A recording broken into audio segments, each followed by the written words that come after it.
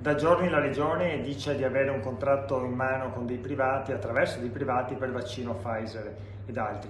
E per oggi Pfizer ha scritto un comunicato ufficiale negando la disponibilità di vendita a privati e di trattare solo col governo. Ora, io sono a favore, se arrivano più vaccini possibili anche nella nostra regione, tanto meglio. Il senatore veneziano Andrea Ferrazzi, partecipando alla trasmissione Ring, si era preso l'impegno di interloquire col ministro Speranza sulla questione degli acquisti di vaccini da parte della Regione Veneto. Così ha fatto e all'indomani riferisce di aver trovato il ministro ben disposto a verificare la possibilità di acquisto direttamente da parte della Regione. Ferrazzi però aggiunge: Bisogna che ci si metta d'accordo, bisogna fare chiarezza, perché qua qualcosa non torna.